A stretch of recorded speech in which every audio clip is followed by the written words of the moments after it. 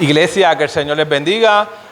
Qué bueno es estar en la casa del Señor una vez más. Esta vez estamos listos para traer así dice el Señor, y saludamos a los que están a través de Facebook, a través de YouTube, que nos escuchan, que nos ven y que son parte de nuestra comunidad de fe. Nosotros tenemos muchos hermanos que nos ven a través de las redes sociales, así que desde aquí un fuerte abrazo, un gran saludo de gratitud y gracias por siempre escucharnos. La palabra de esta mañana se encuentra en Mateo 25.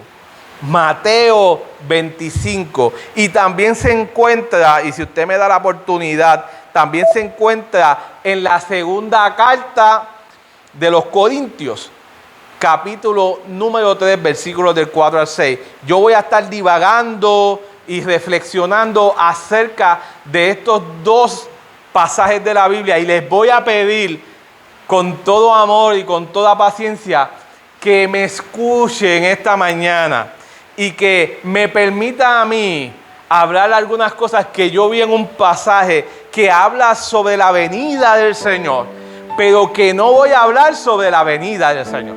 Y que en medio de este pasaje Dios me da la oportunidad de poder ver tres elementos importantes en el que yo quiero reflexionar acerca de este pasaje y mezclarlo con unas ayudas o algunas reflexiones adicionales junto con el otro pasaje. Así que permítanme leer, vamos a estar leyendo el texto de Mateo en la Nueva Traducción Viviente, pero el texto de Corintios, esa carta de Corintios la vamos a estar leyendo en la Reina Valera, pero también la vamos a estar leyendo en la Nueva Traducción Viviente. Y usted me va a decir, pastor, pero yo sí, déjeme poderme saborear estos pasajes para poderle hablarle sobre esto. Dice el texto de Mateo 25, del versículo 14 al 15. Mateo 25, 14 al 15 dice: también el reino del cielo puede ilustrarse mediante la historia de un hombre que tenía que emprender un viaje largo. Reunió a sus siervos y le confió su dinero mientras estuviera ausente. Lo dividió en porciones a las capacidades de cada uno. Al primero le dio 5 bolsas de plata, al segundo le dio 2 bolsas de plata y al último 1 bolsa de plata, y luego se fue de viaje. Ahora, permítanme podernos transportar a lo que Pablo nos habla en la segunda carta de los Corintios. Dice la Reina Valera: y tal confianza la tenemos mediante Cristo para con Dios, no que seamos competentes por nosotros mismos para pensar algo como que de nosotros mismos,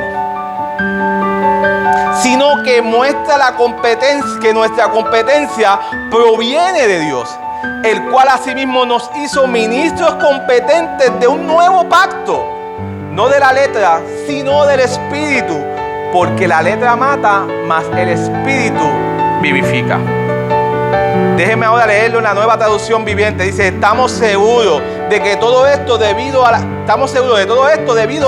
la gran confianza que tenemos en Dios por medio de Cristo. No es que pensemos que estamos capacitados para hacer algo por nuestra propia cuenta. Nuestra aptitud proviene de Dios. Él nos capacitó para que seamos ministros de su nuevo pacto. Este no es un pacto de las leyes escritas, sino del Espíritu. El antiguo pacto escrito termina en muerte, pero de acuerdo con el nuevo pacto, el Espíritu da vida. Aleluya. Permítanme orar. Señor, en esta mañana queremos agradecerte una vez más, Señor. Tú que eres el Dios de paz, tú que eres el Dios de tranquilidad, tú que eres el alto y sublime y que tus faldas llenan este lugar con tu presencia, Señor. En esta hora, Padre amado, estamos listos para reflexionar acerca de este texto, de esta porción bíblica, Señor. Bendícenos de manera especial, Señor. Todo eso que tú pusiste en mi corazón, mi Dios amado, que yo pueda ser capaz de sacar exactamente lo que tú has puesto en mi corazón, Señor. Que la gente no pueda ver que es algo, un empeño del pastor, sino que tú mismo estás trabajando con nuestra mente, con nuestros corazones para convertirnos en la iglesia, en la comunidad de fe que tú necesitas para el sector de Orocovis, Señor. Padre amado, ayúdanos de manera poderosa a ser competentes, a ser, Padre amado, facilitadores, pero a la misma vez ser aptos, ser ágiles, ser dinámicos en medio de nuestras experiencias de vida y de las funciones que tenemos dentro de la iglesia, dentro de la comunidad de fe, Señor amado. Bendícenos de manera extraordinaria, Señor. Te lo pedimos en el poderoso nombre de Jesús. Amén, amén y amén. En esta mañana quiero empezar a hablar y quiero empezar reflexionando acerca de la semana que hemos tenido. Algunos de nosotros hemos estado escuchando el así dice el Señor desde el jueves. El jueves fuimos para una iglesia pentecostal en Toa Alta, una iglesia de Medellín, acompañando la invitación, ¿verdad?, que nos hizo nuestro hermano Rafi Ruber, que amamos y queremos mucho. Y fuimos allí y allí Dios nos habla. Y yo no voy a hablar de esta predicación, pero sí quiero darle el tema central de esa predicación. Dios nos hablaba a través del hermano Josué Méndez, nos hablaba sobre la importancia que tiene la iglesia de volver a reconstruir el altar de Dios. Y cuando yo hablo volver a reconstruir el altar de Dios, no estoy hablando de este altar, estoy hablando de nuestra relación con Dios, de nuestra relación con el Padre, de nuestra relación con ese Dios todopoderoso en medio de nuestras experiencias de vida, porque ya sea que estemos afanados o ya sea que las situaciones de vida nos han llevado a tomar varias decisiones que nos han permitido alejarnos de Dios.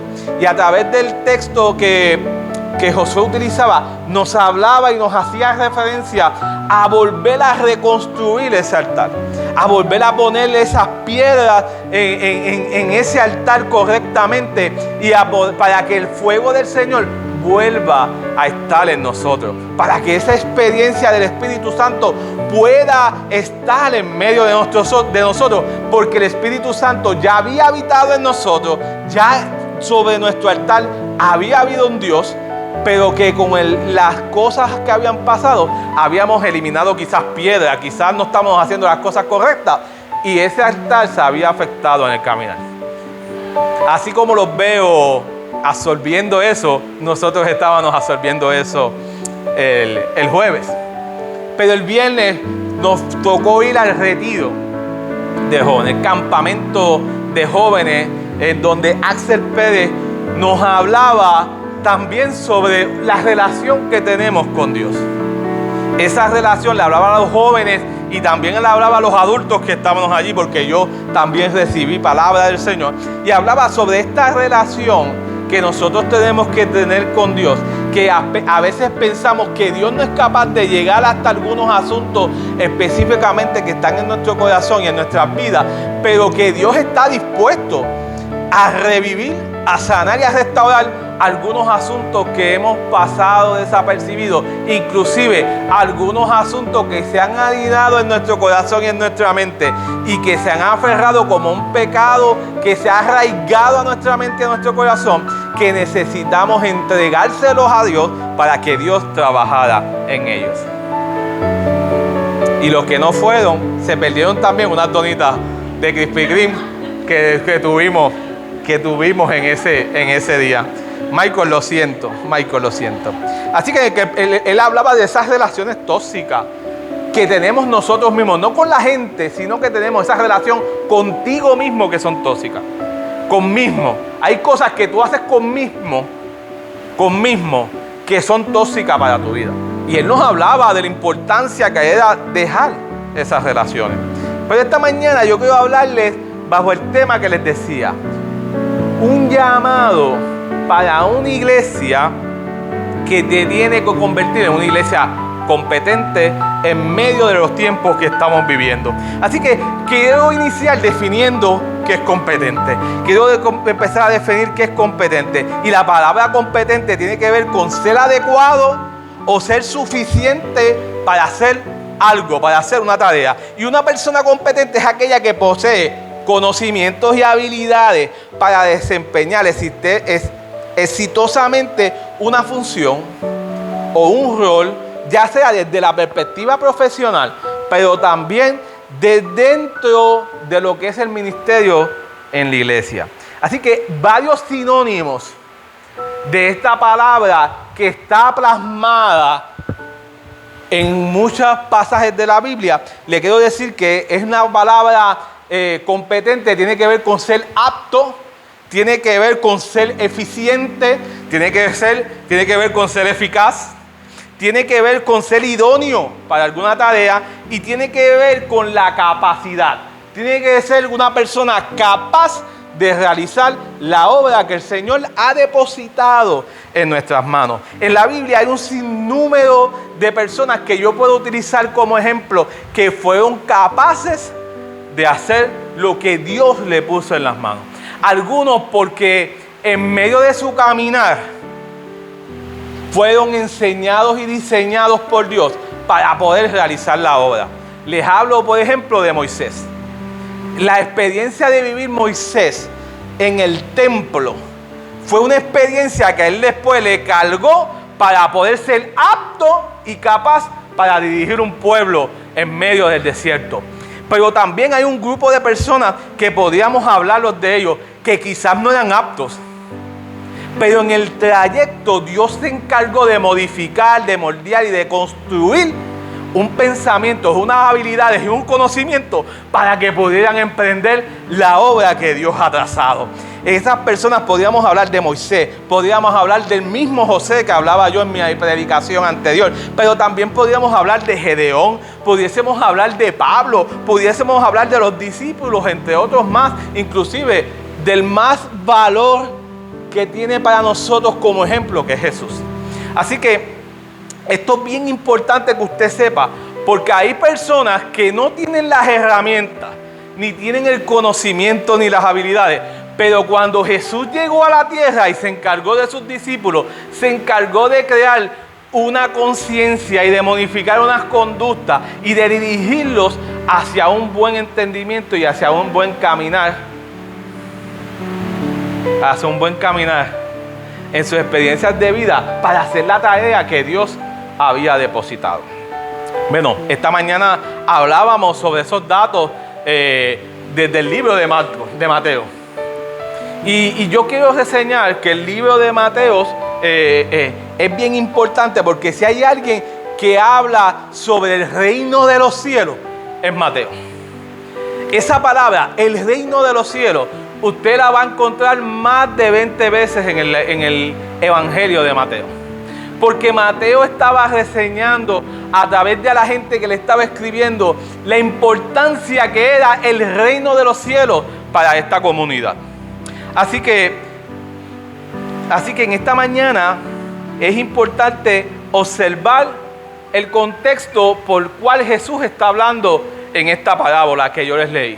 Yo les leí solamente 2 versículos, pero esta parábola tiene un largo contexto. Así que usted en su casa, aunque yo voy a estar por aquí parafraseando y trayendo algunos conceptos básicos de ella, trate de leerla con plenitud y empiece desde el capítulo número 24. Porque esta historia y esto que Jesús está haciendo, el contexto comienza en el capítulo 24. Porque es un momento en el que Jesús se sienta con sus discípulos a contestar una pregunta bien importante. Parece que Jesús estaba hablando o había estado enseñando o había estado conversando con la multitud, con los discípulos, y le está diseñando esta historia sobre los eventos que van a venir al final de los tiempos. Y dentro de este diseño que Jesús le está hablando, está tocando unos puntos bien importantes dentro de este diseño. Y les está explicando cómo va a ser el reino de los cielos, qué va a suceder en la venida de Él. Y Él está explicando todos datos importantes que ellos necesitan aprender. Pero cuando llega el capítulo 25, específicamente Jesús empieza a hablar de la venida del Hijo del Hombre. Empieza a hablar de su regreso en medio de lo que están hablando. Y empieza hablando con una de las parábolas más extraordinarias que Él está hablando, que son las 10 vírgenes. Y a veces utilizamos este texto para hablarle a la gente que no ha aceptado al Señor. Lo utilizamos como un texto evangelístico. Aquellas que fueron prudentes, aquellas que no fueron prudentes, aquellas que fueron buenas, aquellas que no fueron tan buenas, aquellas que fueron diligentes en lo que hacían y las que no eran diligentes. Pero la realidad es que el texto que Jesús está utilizando se lo está dirigiendo a sus mismos discípulos, a los mismos que hablaban con Él, a los mismos que lo seguían y a los mismos que Él iba a depositar el ministerio del Evangelio en sus manos. El Evangelio de las buenas noticias se lo estaba depositando a ellos, y ellos necesitaban entender que ahí iba a haber un momento en que Dios se iba, Jesús no iba a estar con ellos, y que ellos necesitaban entender que ese tiempo, lo que le llaman la parousia, ese tiempo en que Jesús no iba a estar, ellos necesitaban empezar a comprenderlo. Y que Dios le estaba depositando una misión dentro de sus manos para que ellos realizaban. Bueno, el texto de las 10 vírgenes está concentrado específicamente a trabajar con el interior de los discípulos. A trabajar con el interior. Ustedes son la luz. Ustedes cargan esa luz. Ustedes deben de llevar y mantener encendida esa luz dentro de ustedes. Así que el texto está haciendo referencia a lo que llevaban dentro de ellos. Pero me encanta ver esta segunda porción, porque esta segunda porción, aunque hablábamos en la escuela bíblica y yo les hacía referente sobre esta segunda porción, es específicamente dirigida a lo que nosotros hacemos, a la obra que nosotros hacemos. Pero, pastor, Pablo dice que esto es por fe, no es por obra. Pero Santiago dice que también es por obra. Entonces, ¿hay algún problema de comunicación en medio de los que estaban llevando el mensaje? Nada que ver. Era lo que yo les hablaba al finalizar la escuela bíblica.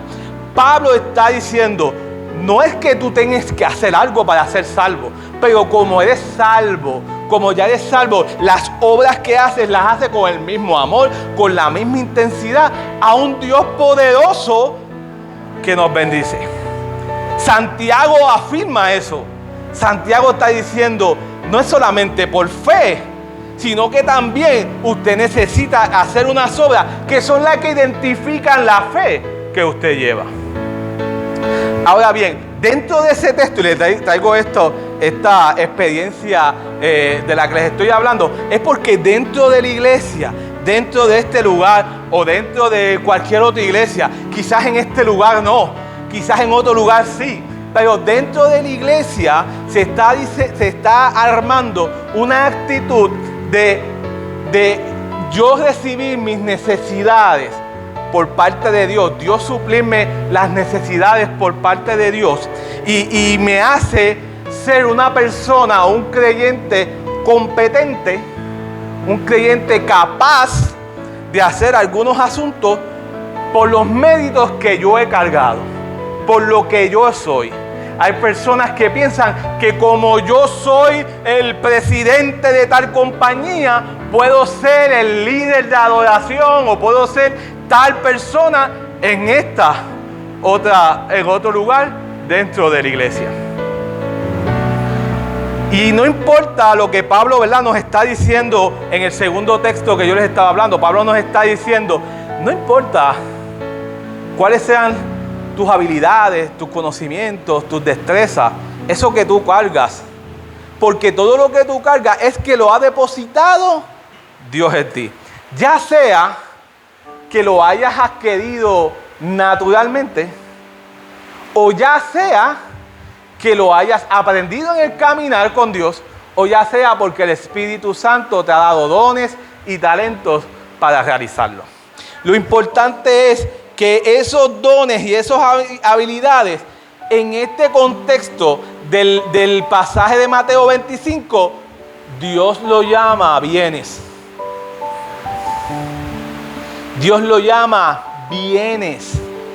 El contexto modular completo de esta parábola, Jesús está entregándole a sus discípulos, le está diciendo a sus discípulos que yo les voy a entregar, voy a poner en sus manos lo valioso del reino para que ustedes trabajen y lo tengan a lo que yo regreso, a lo que yo me voy. Así que Jesús está haciendo una comparación y utiliza el reino de los cielos como una expresión normal de aquella época. Usted y yo sabemos que esa expresión que se está utilizando hoy no lo utilizamos. Así que cuando alguien habla de amo y habla de siervo, lo primeramente que tú hablas y te viene a la mente es de esclavitud. Ay, entonces eso significa que yo tengo que estar esclavizado a Dios. Porque ese es el contexto de hoy en día que usted le pueda dar. Pero en el contexto de aquella época, ese elemento era la estructura normal de la sociedad. Así que lo que Jesús está diciendo no es algo revelador, no es algo que trabaje con la psiquis y la mente de la gente, sino que es algo cotidiano en el día de hoy. Es como si yo hoy le dijera a usted y traiga el ejemplo de tu jefe y de yo como trabajador o empleado. Es lo mismo. Así que Jesús está haciendo esa referencia, Mariel. Lo está trayendo en el contexto para que ellos lo pudiesen entender. Y dentro de lo que Jesús va hablando con ellos, empieza a detallar en que el amo está con ellos. Dice el texto que el amo le da sus bienes, sus talentos, que no es el talento de lo que yo cargo como habilidad y conocimiento, sino era una moneda, un peso en aquella época. Más adelante voy a hablar un poquito más de eso, sobre los talentos. Y se los da a sus siervos, que somos nosotros, en aquella ocasión sus discípulos, y se los daba según sus capacidades, según sus fortalezas. Si hablábamos de la teoría de fortaleza, de la perspectiva de fortaleza, sobre cuáles son las capacidades que tiene el ser humano y esas fortalezas que tiene para sobrepasar y hacer lo que tiene que hacer en la vida para llegar a alcanzar su propósito, el de la perspectiva, no me acuerdo si fue, el nombre es alemán y no me acuerdo ahora. Pero él hablaba específicamente sobre que los seres humanos tienen la fortaleza para sobrepasar cada meta que tienen en la vida. Nosotros los cristianos sabemos que Dios nos fortalece para poder alcanzar todo lo que podemos hacer en la vida. Pero dentro de esa dinámica, Dios da según las capacidades que tenemos, según nuestra fortaleza. Y dice que a uno le dio 5 talentos, a otro le dio un solo talento, a otro le dio 2 talentos. Según las capacidades que ellos podían hacer. Según lo que él pensaba que esas personas podían adquirir. Y quiero hacer un paréntesis aquí porque uno de los problemas que tenemos, aunque eso no pasa aquí, uno de los problemas que tenemos como iglesia o como creyentes es que el trabajo profesional somos más eficientes, más eficaces y más productivos que cuando nos toca hacer o realizar alguna tarea dentro de la iglesia. Y es que en el aspecto profesional somos capaces ya de ser eficientes, somos capaces de tener una gran iniciativa, de tener muchas otras cualidades dentro de nosotros para poder realizar la obra del Señor. Pero dentro de la iglesia somos tímidos, somos reservados, somos limitados. El pastor me tiene que decir, Dios me tiene que decir, Dios me tiene que señalar, Dios me tiene que hablar. Y está bien que Dios nos hable y que nos diga, pero realmente Dios pone en ti y en mí el querer como el hacer. Dios pone en ti el deseo de hacer la obra que Dios quiere que tú hagas. Y hablábamos los otros días sobre esto, de cómo los seres humanos decimos, Dios me ha llamado a hacer esto, pero hasta que Dios mismo no me lo diga. Hasta que Dios mismo no me lo diga, no ore para que Dios te lo diga. Yo creo que si ya alguien puso una mano sobre ti e identificó algo, ora para que Dios ponga el hacer como el querer para alcanzar el propósito que Dios ha depositado en ti. Es algo de no ser limitado, es algo de llegar a lo que Dios quiere que lleguemos. Yo tengo algo bien importante que decirle. En el trabajo, yo tengo un jefe que me dejaba y me decía, quédate a cargo, vengo ahora, voy a hacer unas compras y quédate. Y nos dejaba tarea. Nos dejaba tarea. Y yo cuando empecé a trabajar con él, yo hacía algo que yo creo que todos hacemos. Era que nos daban una tarea y exactamente eso, hacíamos. Y cuando él llegaba me encontraba sentado en una silla o encima de una paila de pintura y me decía, ¿qué tú haces? Y yo, ya yo terminé. Tú me mandaste a hacer eso y eso fue lo que yo hice. Pero no tenía iniciativa para poder hacer un poco más a lo que él llegaba. Y entonces dentro de esa dinámica, mi jefe me va diciendo, tienes que ser más creativo, porque tú sabes que tú eres capaz de montar estos receptáculos, tú eres capaz de pintar esta pared. Y si yo te dije pinta esta, pudiste haber pintado el otro cuarto, nada de eso te hubiese detenido. Yo me atrasé en el camino, me llegaron otras situaciones, pero tú no te debiste haber detenido en la obra que tú tenías que hacer. Y así mismo es nuestra relación con Dios dentro de la casa.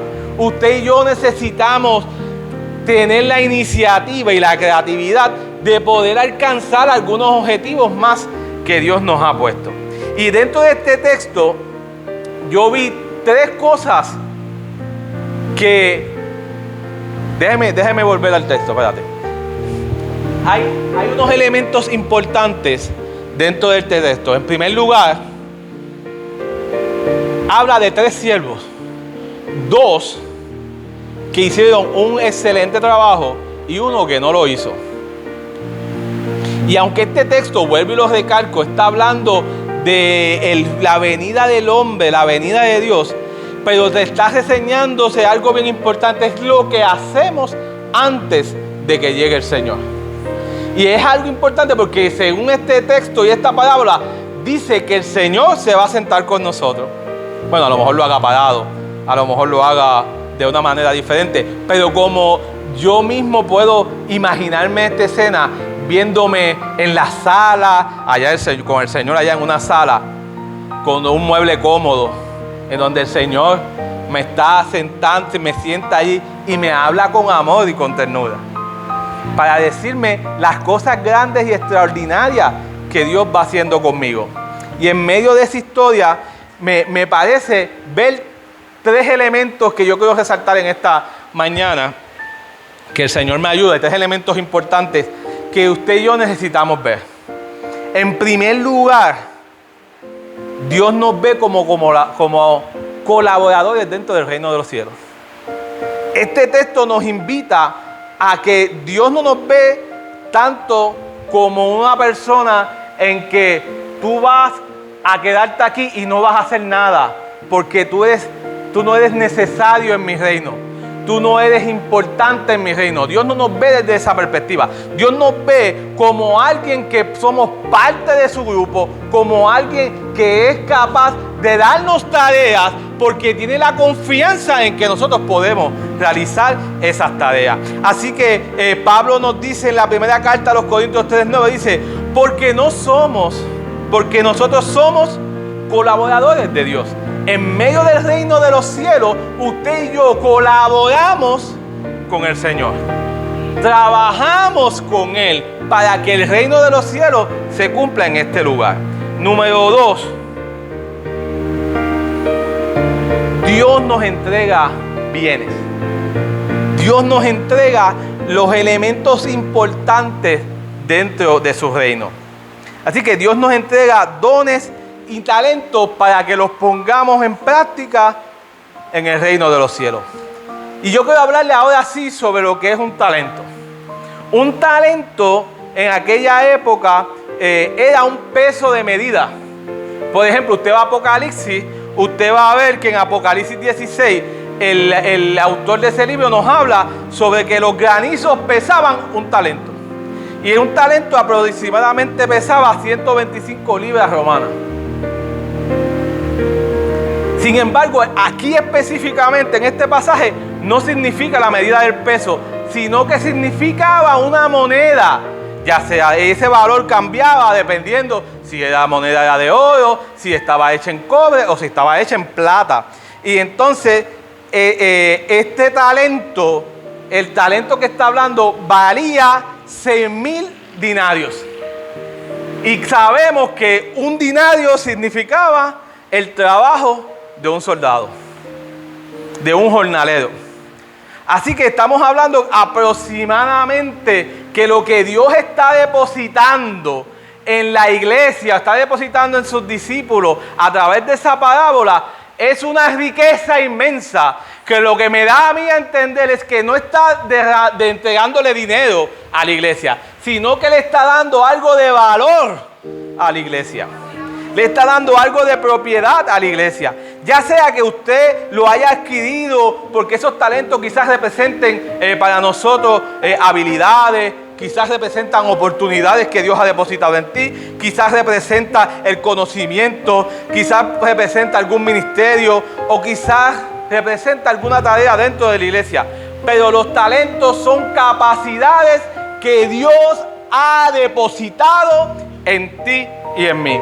Ya sea que lo hayas adquirido naturalmente o los hayas adquirido espiritualmente para utilizarlo en el ámbito de Dios, en la iglesia. Y entonces esta mañana yo quiero empezar a hacerte la primera pregunta. Si estás utilizando para Dios lo que Dios ha depositado para que lo uses. Si estás aprovechando cada una de las oportunidades que Dios está depositando en ti para servirle al Señor. Ya sea que tengas miedo o porque sientas que esto no es lo tuyo, como me pasó a mí en algún momento dado. Es que esto no es para mí, que yo no soy digno. Yo no soy digno de hacer esto. Eso, dáselo a otro.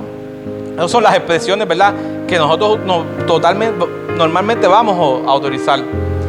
Porque el miedo, el temor y el sentirnos incapaces a hacer lo que Dios ha depositado en nosotros, nos hacen en ocasiones enterrar el talento que Dios nos ha dado. Hace que nosotros escondamos lo que Dios nos ha depositado. En ocasiones recibimos lo que Dios nos ha dado y por miedo a fallarle a Dios no hacemos lo que Dios nos ha enviado a hacer. O no solamente porque le tenemos miedo, sino porque empezamos a utilizar excusas para no dársele al Señor. Entonces uno tiene que preguntarse si estamos preparados para hablar con Dios cuando Dios venga, cuando Dios vuelva a reencontrarse con nosotros y nos pregunte, bueno, ¿cómo has sido tú, mi siervo? ¿Has sido un siervo fiel con esto poco que has depositado en ti? Y esto a mí me hace poder examinar un poquito esto, porque de eso que Dios ha depositado en nosotros es poco. De esos elementos importantes en el reino de los cielos, esos talentos, esas misiones o obras que te tocan hacer aquí en la tierra, son pocas comparadas a lo que Dios va a hacer contigo en el cielo. Pastor, ¿cómo usted sabe eso? Bueno, porque Él dice que cuando va a tocarle entregar los talentos, le dice el siervo, mire, aquí están los talentos que usted me dio, pues aquí están los otros 5 talentos que usted me dio. Lo que gané en ganancia para usted. Y Él le dice, bueno, en lo poco has sido fiel, entonces en lo mucho te pondré. Así que entra en la gloria de Dios. Así que hay cosas grandes que vamos a hacer también en el cielo. Hay cosas grandes y extraordinarias que vamos a alcanzar en el cielo. Y si aquí en la tierra no somos capaces de que en esto poco poder hacer y devolverle al Señor con grandes frutos lo que Él nos ha devuelto, ¿cómo vamos a reaccionar cuando Él nos devuelva las grandes cosas que tiene? Número 3, necesitamos ser competentes con lo que Dios nos ha dado. Esta parábola señala un encuentro con Dios en el que Él nos va a hacer preguntas con lo que nosotros estamos haciendo. Nos va a hacer preguntas, nos va a decir si somos competentes, si no somos competentes. Y en nuestra historia cristiana, en nuestro bagaje de relacionarnos con la gente, de estar aquí en este lugar y ser los más creyentes y somos extraordinarios, y eso es fascinante, pero en nuestra comunidad, había en esa comunidad en la que Pablo está hablando específicamente, Pablo está teniendo un asunto porque la gente se hacía referencia de él mismo. Cuando Pablo está hablando en ese pasaje, está diciendo: nosotros somos competentes, pero no por nuestras propias fuerzas, no somos que somos competentes por lo que nosotros hacemos. Pablo está hablando es que usted no es competente, así que no es necesario que usted se haga cartas de usted mismo. El trabajo que Pablo habla de lo competente que es él. Lo que Pablo decía, ustedes son mi carta de recomendación. Yo no necesito escribir una carta de recomendación por mí mismo para demostrarle a ustedes cuán competente yo soy. El trabajo que ustedes ven con ustedes es el trabajo que habla sobre esa competencia. Así que este llamado es a que usted y yo seamos competentes con lo que Dios nos ha entregado. Ay, pastor, ¿y cómo yo sé qué es lo que Dios me ha entregado a mí? Pues le toca orar, le toca reflexionar, porque yo estoy convencido que a cada uno de nosotros Dios nos ha depositado talentos, Dios nos ha depositado conocimientos, habilidades, pero también ha depositado en ti y en mí un propósito que necesitamos alcanzar. ¿Qué hacemos con lo que Dios nos ha depositado? En esta mañana yo vengo a decirte que como iglesia tú y yo venimos a caminar juntos, que en el proceso de la vida Dios regresa y Dios se lo dice a sus discípulos en medio de la parábola, porque Él quiere que tú y yo sepamos que en medio de tu experiencia de vida, en medio del propósito, de las habilidades y de las cosas que Él ha depositado en ti, Él quiere que tú sepas que Él está contigo y que Él te va a llevar y te va a guiar a alcanzar cada uno de los objetivos y cada una de las habilidades y cada una de las metas que Dios ha depositado en tu corazón. Aleluya. Yo no sé si usted puede adorar al Señor. Ahora, para ir concluyendo, quiero señalar 3 cositas importantes que veo también en el perezoso, en el que enterró el talento. En primer lugar,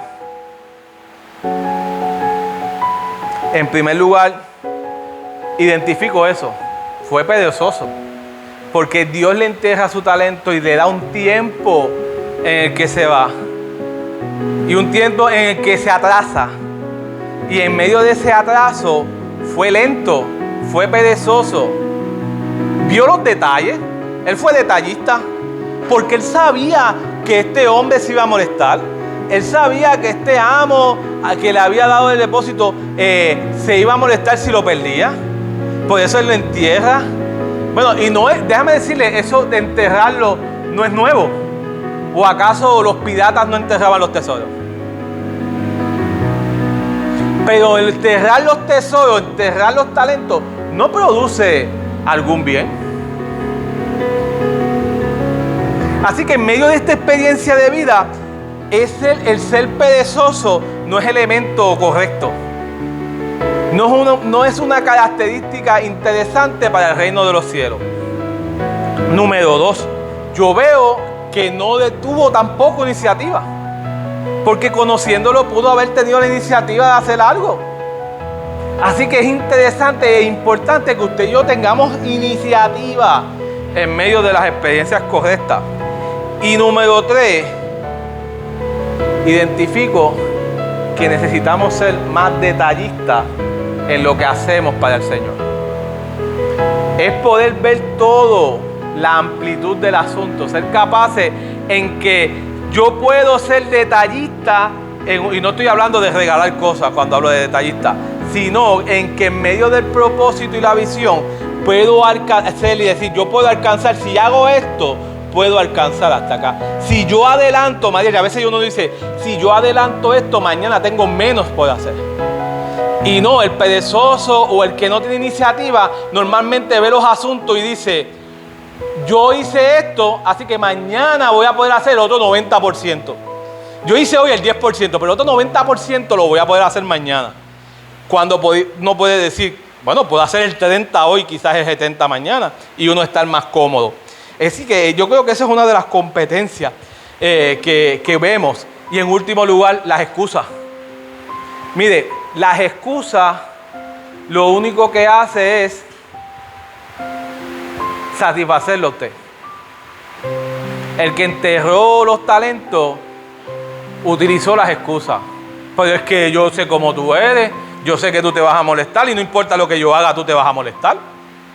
Y yo sé que tú vas a hacer esto y esto. Excusa. Y después utilizó lo peor, echar la culpa hacia adelante.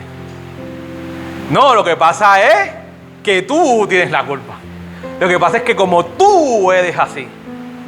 Cuidado, que en medio de tus decisiones con lo que Dios ha depositado en ti, hay que también ser responsable en medio de eso. Hay que ser responsable. Una de las cosas que más yo admiro y que más yo acepto en medio de mi liderazgo dentro de la iglesia, o ya sea donde esté colocado, es la sinceridad. Yo recuerdo haberle dicho a un jefe, no puedo ir a trabajar porque estoy embaratado y no puedo ir. Que decirle a mi jefe, no voy a ir porque estoy enfermo. Ojo, cuidado con eso. Porque en medio de esa experiencia no hay sinceridad.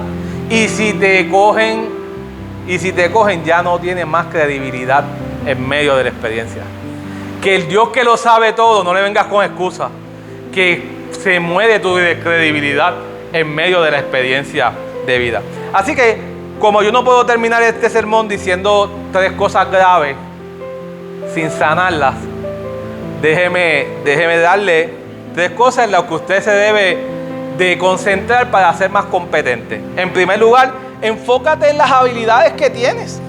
Yo soy bueno en esto, Yadi. Pues en eso, enfócate. No trates de hacer otras cosas que ni siquiera sabes hacer. Los mayores fracasos de las personas se dan no porque no son capaces de hacer las cosas. Es que planifican, pero no llevan a cabo.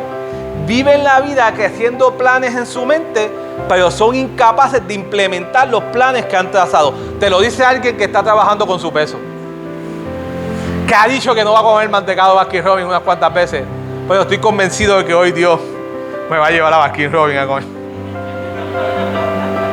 Hay que ser disciplinado. Hay que ser disciplinado. Y lo digo de manera jocosa, pero es una realidad.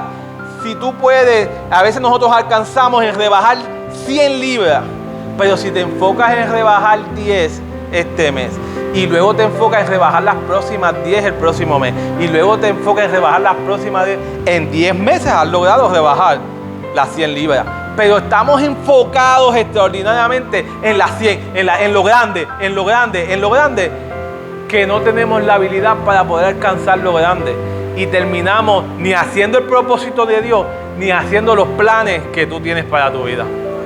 2, Dios se merece toda la gloria. Dios se merece todo el honor. Así que todo lo que tú hagas, hazlo para el pastor. No, hazlo para el Señor. Hazlo para Dios. Y cuando tú trabajas para Él, nada de lo que pasa en el camino te afecta. Si aquel hizo algo, si el otro hizo algo, eso no te afecta porque yo estoy trabajando para el Señor. Así que ese enfoque Dios se merece toda la gloria, así que esfuérzate en alcanzar lo que te propongas. Esfuérzate a alcanzar lo que te propongas. Pero pastor, usted acaba de decir que no me enfoque en lo que me propongo, sino en mis habilidades. Por lo tanto, enfócate en tus habilidades y proponte lo que tú puedes alcanzar. Así que proponte objetivos para alcanzar la meta. No trates de alcanzar la meta de un solo cantazo. Trata de alcanzar los objetivos que te van a llevar al propósito de Dios. Así que alcanza lo que te propongas. Y en tercer lugar, termina todo lo que empiezas. Todo lo que empiezas, termínalo. No brinques al otro si no has terminado una etapa. No quieras ser líder de adoración si ni siquiera estás en adoración. ¿Me van entendiendo? No seas líder de adoración. No seas pastor. Dame poner los 4 dedos para acá para que nadie se me sienta aludido. No trates de ser pastor si no has sacado una credencial. Si no te has sentado a prepararte. Si no te has sentado a proyectarte los asuntos. Lo estoy diciendo con los 4 dedos para acá. No estoy señalando a nadie, estoy hablando de mí. No tratemos de tratar de alcanzar cosas que Dios no ha depositado en nosotros. Pero si tú has decidido ser pastora, ser líder, ser lo que quiera que Dios haya determinado en ti, alcánzalo, termínalo, llega hasta ese lugar para que veas lo extraordinario de la victoria que Dios tiene para ti. Termino diciendo lo que dice Hebreos 13 del 20 al 21. Ahora estoy en la Reina Valera y dice: y ahora que el Dios de paz, quien levantó entre los muertos a nuestro Señor Jesucristo y el gran pastor de las ovejas, y que ratificó un nuevo pacto eterno con su sangre, y aquí voy, los capacite con todo lo que necesiten para hacer la voluntad de Dios, que Él produzca en ustedes mediante el poder de Jesucristo todo lo bueno que a Él le agrada. A Él sea toda la gloria por siempre y para siempre. Amén. Permítanme orar pidiéndole al Señor exactamente lo que dice el versículo número 21. Que Dios los capacite con todo lo que necesiten para hacer la obra y la voluntad de Dios en sus vidas. Señor, te adoramos, Padre, te bendecimos, Dios, en esta hermosa mañana. Señor, este texto que tú has puesto en mi corazón desde ayer, mi Dios del cielo, ha sido extraordinario para mi vida, para la vida del pastor, Señor. Espero que sea una predicación que abra los corazones y las mentes de los que están aquí, Padre amado. Pero como termina la oración en Hebreos, Señor amado, que esto que nosotros tenemos, esto que tú has depositado en nosotros, Señor, no lo enterremos, sino que seamos capaces, que tú nos capacites, que tú nos des las habilidades, que tú nos des el conocimiento, las destrezas y todo lo que podamos hacer, que tú hayas puesto en nuestras manos, Señor, lo podamos terminar y cumplir el propósito que tú has determinado para nuestras vidas, Señor. Que seamos capaces de hacer tu voluntad, que seamos capaces de hacer que el reino de los cielos se cumpla aquí en la tierra, Señor amado, para estar listos y preparados, poder llevar ese mensaje del evangelio que ha sido el don y el fruto que tú has depositado en las manos, poder hacer esa obra y poder alcanzar las almas que son tan importantes para ti, Señor amado. Que podamos alcanzar y hacer la voluntad tuya en medio de mi vida, en medio de mis compañeros de trabajo, en medio de mi casa, en medio de mis familiares, en medio de cuando voy a un restaurante, en medio de cuando voy a hacer compras, en medio de lo que voy a hacer cuando conozca gente nueva, Señor amado. Que esa voluntad tuya, que es buena, agradable y perfecta, Padre amado, se convierte en nuestras manos con un objetivo de ser capaces de realizar tu obra, Señor. Padre, ayúdanos como iglesia, ayúdanos como colectivo, mi Dios del cielo, a poder identificar que nosotros no estamos solos en medio de lo que tú has depositado. Ayúdame a ayudar a Mariel, a ayudar también a José y a Vilma, pero también ayúdame a ayudar a Melissa, a ayudar a Michael, a ayudar, Padre amado, a Matilde, a ayudar a cualquiera que esté en esta comunidad, al vecino de al lado, al barbero, a poder ayudar, Padre amado, quizás a otra iglesia hermana, mi Dios del cielo. Todo lo que tú pongas en nuestras manos, Señor, ayúdanos, darnos las fuerzas y la pasión para poderlo hacer, Señor amado. Te pedimos esto, mi Dios del cielo, en el nombre del Padre, en el nombre del Hijo y en el nombre del Espíritu Santo del Señor. Amén y amén. Amén.